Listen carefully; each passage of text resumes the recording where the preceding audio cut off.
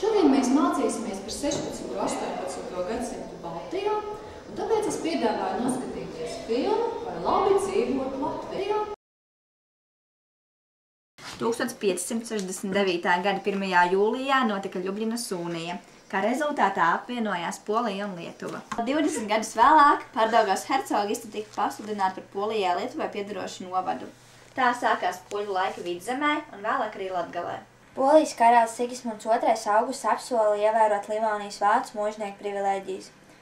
Tomēr tika uzsākta mūža revīzija, lai pārbaudītu īpašuma tiesības.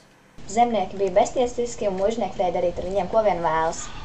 Cik grūti mums dzīvē klājas šajā briesmīgajā. Ak, klaušas, atkal smaga darba diena klāt.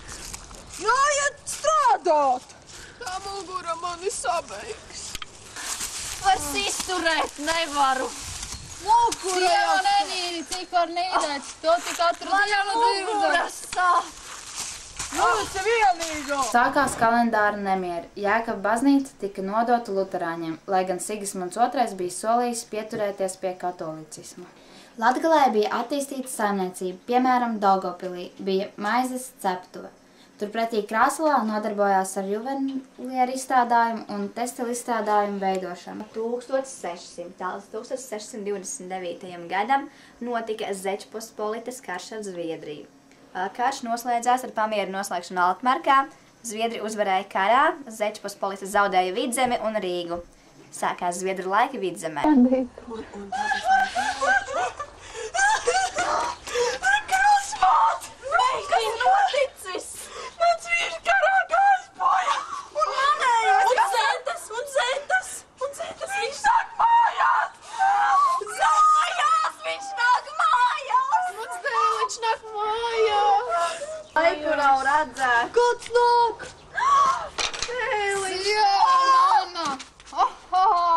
Cik tā neredzēta! Māte! Es jums taču ievesu atvedu karā.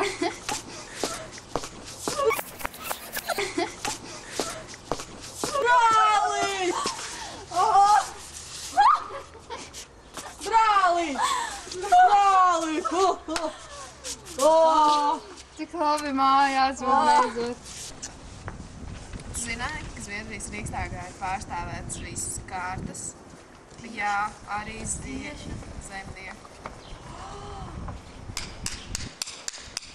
Zviedrijas karaļa Gustava II Ādolfa valdīšanas laikā tika nostiprināta flote, tāpēc viņš tika slavināts kā visu laiku izcilākais karalis.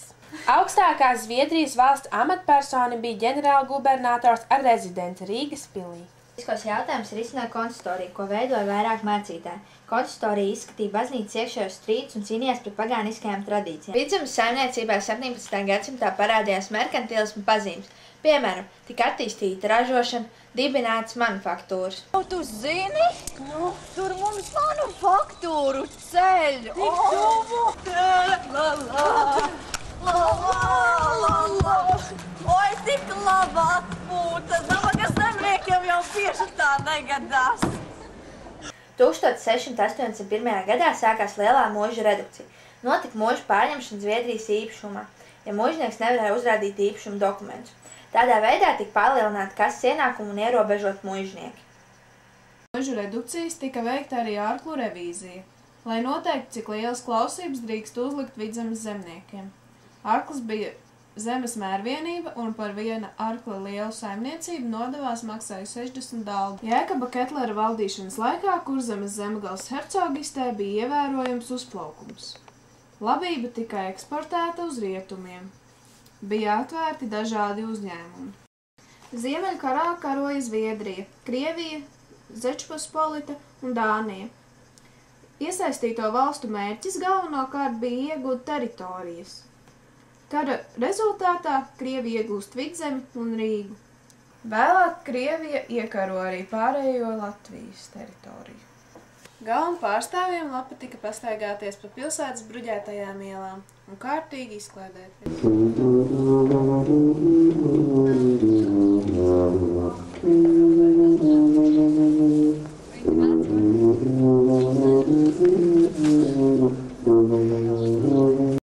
Vidzemes muižniecība izveidoja matrikulu, jeb dišciltīgo muižnieku sarakstu. Tajā ietilpa 172 dzimtas, un tām bija atļauts saukties par bruņniecību. Pēterburgas hercogs Friedrichs Vilhelms apprecējās ar Annu Ivanovnu un lika viņai pārcelties uz Jelgavu. Anna Ivanovna kļuva par Krievijas carieni, bet Friedrichs Vilhelms nomira. 18. gadsimta vidū Pēters Bīrons Jelgavā nodibināja Pētera akadēmiju, kurā mācīja literatūru, matemātiku, vēsturi un citus priekšmetus. Skola bija paredzēta bagātajiem bērniem. Krievijas laikos zemnieku stāvoklis bija vissmagākais. Ēdīs! Es vēders vienkārši! Uz iekšu sarāvies! Dēļ viņam jāpēd! Sieva dzert galdā! Es lielāko porciju! Nē! Tās pirmais ļauj tēvam pirmajam! Otrs vecākais! Jā! Mūžīgs! Dēls nedzer tik daudz! Nedzer mazāk! Atstājam vīriešiem pārējiem! Vairs nav! Nekā! Piedod! Mātei neatstājāt! Dāmas sāk pirmās, tā tad es eju.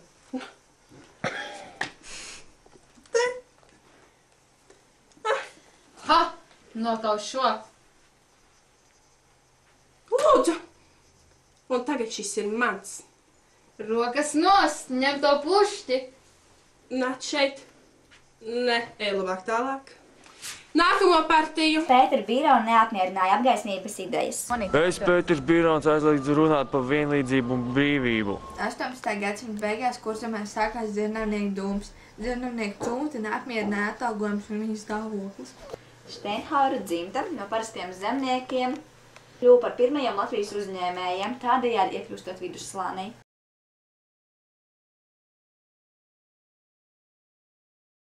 Tu pie ceļos, tu! Dievs, tev vēl žurkas pat mirst!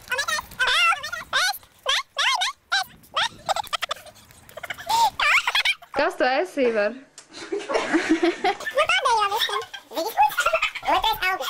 Es esmu Gustavs II Ādolfs.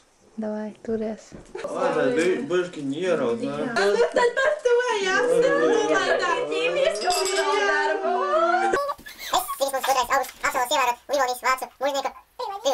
Es, Bīrons, ko aizliedzu? Dāmas sāk pirmās, tā tad es eju.